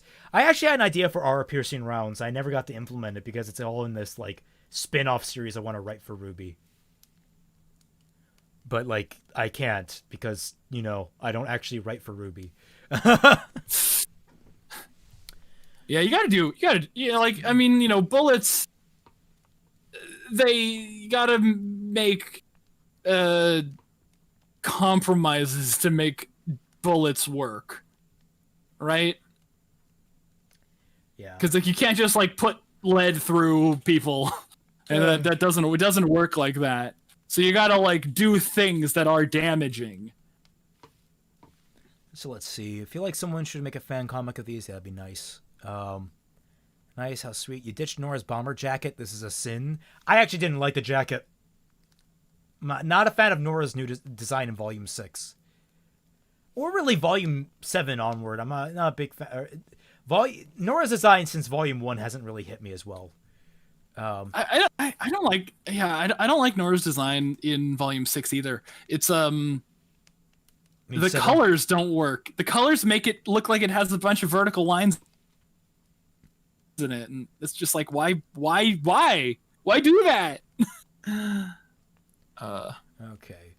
Here we're watching greatness. This is where he uses the same vodka bottle. Yes, I do in fact use the same vodka bottle each time. Yes. I don't really drink. It's your brand. I don't drink like actively.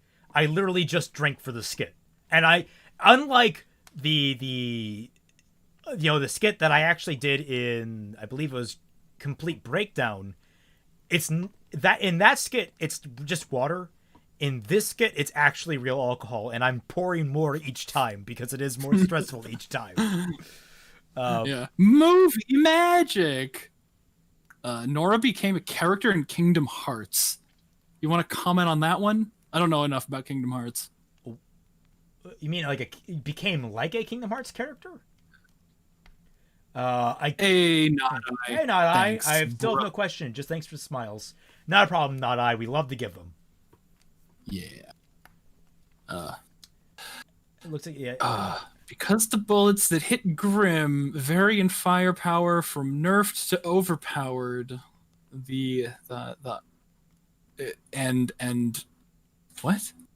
And it's annoying to me because I'm a gun nut, and that's I again, bullets in RWBY are just something that you're gonna have to turn your brain off for. It doesn't. No one knows making gun and also no one knows how powerful to make them. Like they broke combat, right? Like I mean, even in real life. So it's like putting bullets in places, and if they were worth it in Remnant, they would very similarly break combat again. So they've got to be somewhere where they're inherently less useful than hand-to-hand combat for some reason. Cameron Delk, right? Yeah, I'm gonna definitely. I have a whole skit planned for Volume 5 because Jesus Christ, that's gonna be the most extensive rewrite I have done yet, and I'm not looking forward to it. But it's gonna be the one that requires your creative input the most. Yeah, You're no longer fixing. but it's easier just to fix things than it is to create things. But it's more rewarding to create. Is it really? I think being a hack feels rewarding sometimes. Well, you got me there. Guns Blazing says, basically it's just asking why Nora is super bubbly and hyper always. I'm like, and why she isn't depressed this volume like everyone else. And I'm like, who's saying that she's not depressed? Like depression. Everybody takes shows many forms. different.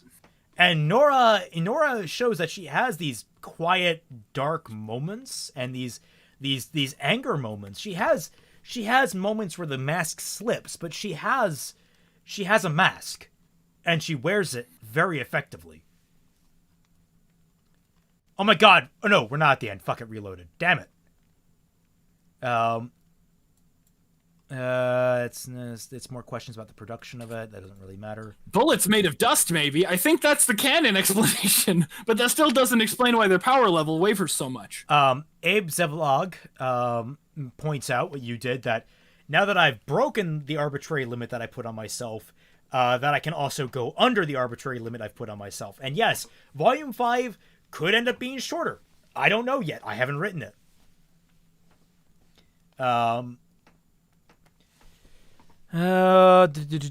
Scarlet and Sage written out of the season immediately. Understandable. Yes, because they don't have characters. Sage was given an entire book to have a character and wasn't given a character. Poor E.C. Myers. I don't think that was his fault, honestly. I think he wasn't given much to work with. Well, I mean, like we were just discussing, being given less to work with means that your creativity gets to play more. Unless they were deliberately telling him not to write anything. I think like Calaxon did a video about the book that kind of ended in a kind of explanation of that scene, or not that scene, but like his lack of scenes. How it was like a conscious choice to focus on everyone but Sage. I mean, it had to have been. What if it was an unconscious choice? Then they're really terrible at because there were side characters that got more explanation than Sage. Frickin' was it Olivia? I think her name was from. She was the one that did the dust tornadoes in the Vital tournament. She got more development. She got a semblance. She's the one who eliminated Sage from the tournament, so it makes sense that she won that in the tournament. Now, that's her place. Reward. You get if you stay in later rounds, you get rewarded more. Except for those 3 people who were in the finals and never even moved. Abe has a lot of things he points out that should have been built to, like Drunk Mom, being shown for the Schnees, or you seem different, the line having a build up to it since we don't know Whitley. Like, I don't want to. I mean, again, a lot like justifying things. I think building up is nice, but if you're wasting time doing it, it stops being nice. Yeah, like the idea that Weiss is commenting that he's changed. But, like, the thing is, we actually have clarification more around how he's changed. Like, I made Weiss be a little more observant of how, like, he's a little more aggressive in his takes. He's a little more smarmy. And in a genius play, you cut him off before he got to just sit on that line. Like, he was gonna give, like, the fuck are you talking about? But they like cut him off with like the introduction of the Schnees at the gala. Yeah, so like I very carefully retailored that line to work. Oh, Play Charge donated. Fixing theory. You're gonna ship Weiss with Ruby or Roman Ozpin with Ruby. That's all I've got to say. No, I am not shipping Ruby with Roman. Why would I ship a 30-year-old man with a 17-year-old? Because of science. For just we didn't ask We got so busy asking what we could do, we didn't stop to ask ourselves why we could do it. What's that line from that fucking movie? I'm literally just guessing. From freaking Jurassic Park, like you were so busy. Yeah. Like, you did it, you packaged it, you sold it, and before you even thought about it, you didn't even ask why you. I can't remember the fucking line either. Fuck. Yeah. Life finds a way. Many bullets are made from dust filings, cutoffs, and shards, therefore are unreliable in their effects. Yeah. Okay. Can we stop talking about the weaponry, because like that's such a moot. It's such a Yeah. really at this point like, it's a small point considering in larger questions. There's a very good reason. Also, why I'm running out of bullets time. rhyme I have until with bullshit. 6:45 till I have to cut off. Okay. Yeah. Fly, you fool. Yeah, we got to find bigger How close are we to the questions. bottom of the comments? We haven't reached it for the first video. Oh, jeez. Oh Go, god. go. Yes, Dad, please. I get it. Stop texting me. But just for one, I really like the music. Blah blah blah. Really love the new rapport between Adam and Ilya. That was fun. I love foiling Adam and Ilya off each other. It's great. Like the outfits. Oh my god. So many things that just could be questions, but they're so blocky. You gotta get that. You gotta get that structure right. Bullet points. Bullet point. Yeah. Guys, bullet point your questions from now on, please. Yeah. Any more? So we're continuing this tomorrow, right? Asks. Maybe. Vlog. Maybe. I mean, my dad may have been exposed to the coof. So, and my friend, and there's a curfew now, so being out after 10 might not be safe. So I might not go out with my friends. So possibly more streaming tomorrow. We'll see. Actually, I'm going to make that a definite since we're not recording tomorrow. We're going to stream earlier. Oh, we're not recording tomorrow? I thought it was Sunday that we're recording. Well, it was Sunday last week because Ninja had plans on Saturday. He hasn't gotten back to us on whether he has plans for this Saturday. I thought he did. Check the messages. I thought he did. Okay, I'll check that. I'll check that. After we're done streaming. That's not necessarily something we need to do right now. Well, it is if we want to say, hey, we're going to have a stream tomorrow. And I can't blink away. Pop up. Fine, I will blink away and look at the group chat and just say. Well, I mean, if okay, fine. Heads up, I have the same schedule as last week and are free to record on Sunday. There, problem solved. Okay, all right. Yeah. So then there is no recording tomorrow, so there will be another stream. Haha, we've done it. And we'll address the Roman stuff tomorrow then. Oh goody. You still gonna use Halo music still or not? I miss that. It helps enhance your story. I use a lot of music. I use whatever I have on hand, and I typically stick with like one. Like, so this volume, it was Final Fantasy VII. And then for volume 3, it was Halo. And the reason why Halo was in volumes 1 and 2 is just because it was there. But for like, I'll come back to different musical types. Yeah, that's your that's your deal. I mean, also I might be getting custom music. That's always a possibility. Teasing a bit there. Seems a bit early. From Jeff Williams himself. And then you pan over and he's tied up. Yeah, having John make Ruby making new gear for John. Oh my God! Comments, stop! Why are there so many comments? Hey, it's good for the algorithm. I mean, it is, but oh my God! And also the text just disappeared. There we go. Links to the art. Yeah, if you guys don't know, you can. There should be hashtag Fixing RWBY on Twitter, and you should be able to find the art by the artist. Not all of them do that, but I try to retweet all of them. See everyone next year. A whole lot of FF7 remake music. When they're confused by is John's new color scheme for this season. John's color scheme was actually a big point of debate in the redesign process, and we'll probably cover that, but basically, he's a hodgepodge of colors on purpose.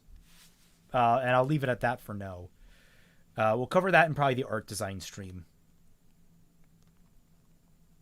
Because I don't know shit about that. I wasn't involved in any of the in any of the the artist stuff. Is it just unanimous? Volume 4 is where the show really lost the plot. No, No, it lost the plot long before that. I mean, Volume 4 is when they were trying to they were trying to pile it up. They were scooping scooping the plot into a plot pile in Volume 4. Yeah. Okay, we have Perfect Harbinger critiques, which are always some of the most intensive. Always. He can't buy the idea of Velvet and Cardin. Fine. It felt too comedic and light, showing what we have at Beacon. And I don't know why he felt that was too comedic. There was literally probably one comedy scene in the entire thing. That's an interesting take. Literally the one comedic scene that I had in that. Fox before what? You knew what Fox was actually like, or did you write this after you knew what Fox was actually like? This was written before I knew what Fox was actually like, but I actually went back and tweaked it because it didn't really change too much. Yeah, I was about to say, good on the predict though. Yeah. Oh no! I knew what Canon Fox was like. What am I saying? Atlas. I did know what Canon Fox was like. What am I saying? Because there was a book before the one that I read this year. So I mean. Oh right, yeah. I completely forgot because that book was actually pretty decent. But Fox was in Volume 1. Of Fixing RWBY. Yes. So yeah, I did write Fox's personality before that, but I didn't write him too deeply. It was really Cardin. It was really not Cardin. It was Cardin, Velvet, and Coco that got more of the focus in those volumes. Yatsuashi got a little bit, and Fox kind of was left out, kind of in the cold because of Weiss. So. Oh yeah. Yeah, it was a little. I guess he did kind of have a few one-line exchanges. Basically, I think he was just complaining that they managed to sneak into an entire swarm of Grimm, and I'm like, it's more like the Grimm is really focused at one point, and you can find thread through points there. Second, I complained about this in your Volume 2 rewrite. I complained about it in Volume 3 rewrite. I'm going to continue to complain. I really don't like how Blake just exposits about Adam like she is. That's sort of Blake's thing. She's super analytical about people she knows. She can be. She's not accurate necessarily, but yeah. If you want to take one thing from the show about Blake, that's probably the thing you end up going with, right? I know people who will be super analytical about things, and typically they're wrong, or at the very least they're only giving one side of things. So Blake isn't wrong about Adam, but she's also not right about Adam. So give and take there. Thirdly, speaking out of character, what in the fuck was up with Adam and Ilya's portrayals? I sincerely hope the rest of your rewrite explains this, because I find the idea of Ilya talking back and outright mocking Adam to be both out of character and very stupid of Ilya. And I find Adam just standing there and taking it even more out of... I mean, Adam literally just got completely his shit kicked in verbally by Sienna, and Ilya knew that. Sienna, yeah. I like it. It's like he's focusing on in character, out of character, but ignoring the context of the scene. Like, the power dynamic changed. He got demoted minutes before that happened. It's like, if anything, yes, they're actual basically canon, Ilya is subservient, but in Fixing, they are almost on the same level. Yeah, so it's like they're much closer in proximity now, and she's much more comfortable going after him because she has this kind of animosity towards him. Yeah. And Adam needs stuff from her. Like, Adam needs her to get Blake on their side because he can't go and do it himself. Like, he needs to let her fuck with him so that she will do him favors. I mean, he doesn't Like, know about that in this scene quite yet. I suppose not. But like at the same time, he's at the lowest point, and he does get one in over on her by saying, "Yeah, Blake defected," and Ilias is sort of like, "What?" He's like, "Oh yeah, Blake deflected. See ya." Boom. She's just like, "No, don't you walk away from me, Mister." Left hook. Haymaker. Fetishizing lesbians isn't the same thing as being pro-LGBT Celtic. I mean, that you're not wrong. Not wrong. But what's he also specifically not right. referring to? Yeah, I don't know what he's referring to. I remember a lot of people got into a debate about this, but I'm just, at what point have I been anti-LGBT, like, at all? Yeah, like I don't know. Like, I don't know. Like I have criticisms. Is there a timestamp? Like I have criticisms for like the T part of the equation and beyond, but like did you microaggress? But I've never been anti-LGBT, and anyone in that community, I'm usually for like, hey, you do you guys. I'm not gonna do anything harmful to you. I'm just gonna let you do your own thing, and I'm gonna do my own thing. We're gonna be okay. I'm a live and let live kind of guy, typically. Unless you infringe upon my life, in which point fucking gloves come off, I will beat you to a pulp as in any way I can. And that's not being. I mean, that doesn't satisfy the requirement of live and let live. I am live and let live up to a point. That's my specification. I qualify. Well, no, I mean that's not like. Look, I'm live and let die, man. I'm live and let die. Yeah, I'm saying it's just like you shouldn't have to clarify that part of the equation.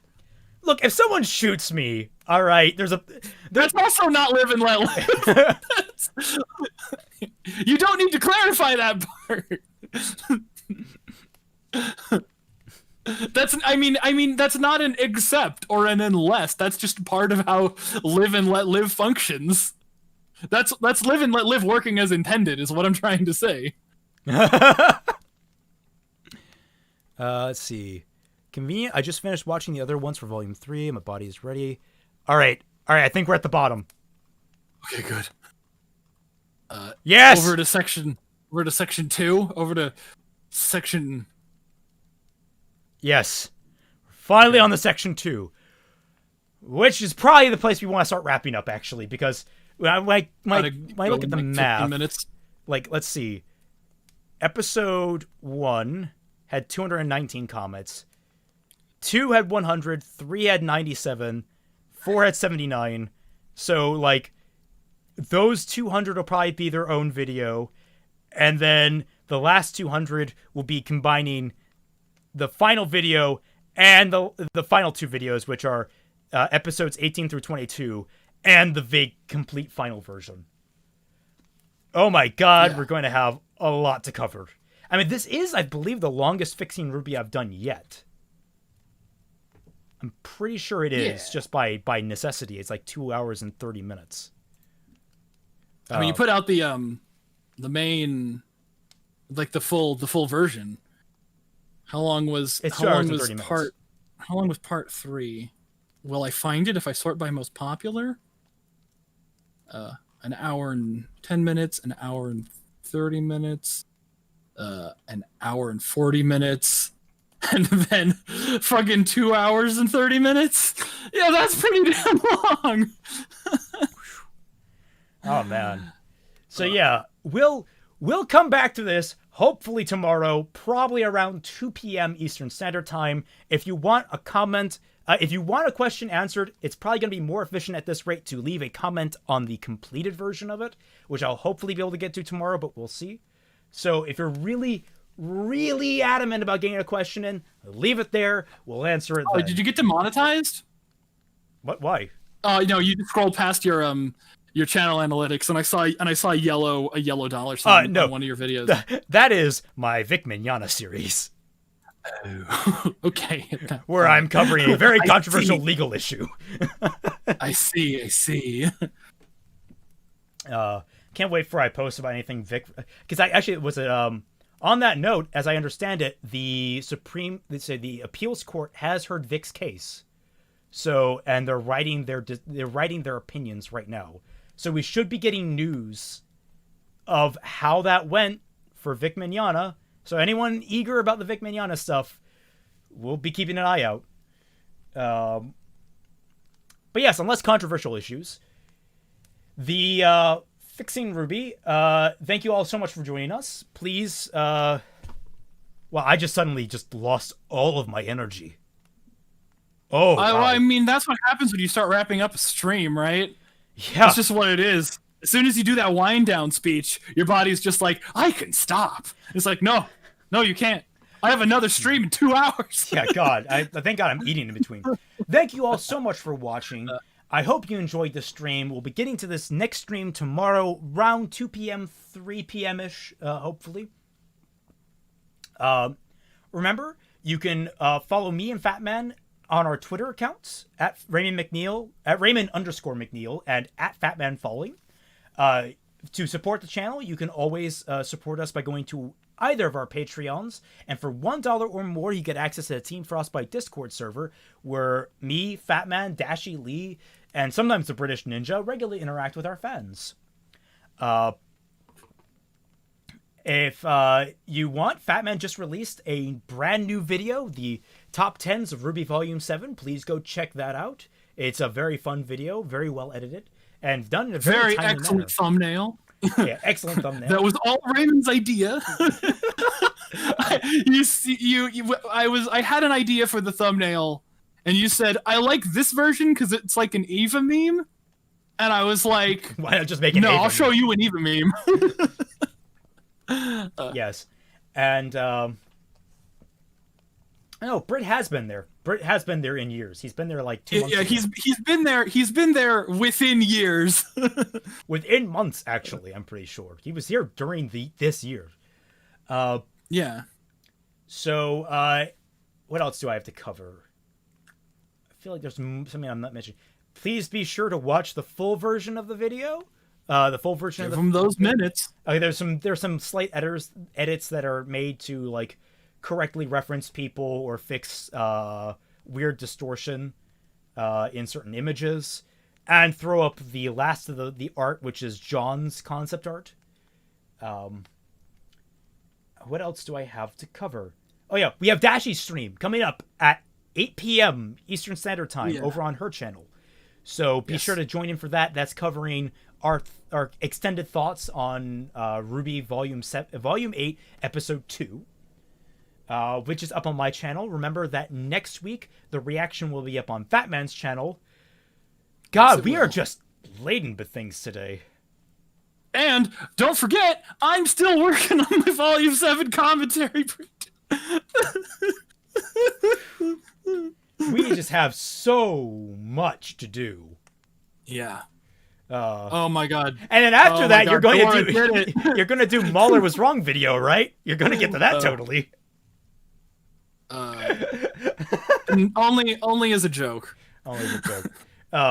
You see, what's actually really what really just amuses me so much that you and Mahler have very similar approaches to things, and you both have the exact same problem. You just this is like this is honestly like in South Park when Stan and Kyle tell Cartman that he's just like the Simpsons. This is just like that. I don't really watch South Park, so what's the context of that? Oh, that Cartman Simpsons? thinks that the Simpsons is fucking stupid. And Stan and Kyle are like, but you're so alike. You have the exact same sense of humor. See, that's one reason I just want you on EFAP, just so I can see, okay, so what kind of, is this going to be a point where they actually become kind of buddy-buddy, or are they going to just despise each other? I want to see, because I don't think it'll be one or the other. I think it'll be just one or the other. It won't be any in between. Won't be anywhere in between. Yeah, I don't know. And it'll be entertaining and anyway, regardless. look at that link from Dora to Dora's Twitter that I just posted in chat. That's what we'll all raid as this stream comes to a close, because it's the most beautiful thing I've ever seen in my life. Oh my god. Watermelon inside a watermelon. That is And cut the stream right there. That is adorable. Oh my god, Dora, you are blessed. You are blessed. May your entire lineage be blessed from here on out with the luck of the leprechaun. Yes. Oh Yes. man. And I think that link, if we share it, I'm gonna share it one more time. For everyone that's watching this video later, you can find it in the chat, rewind. Watch that link. I hope you enjoy it. It is a wholesome note to go out on.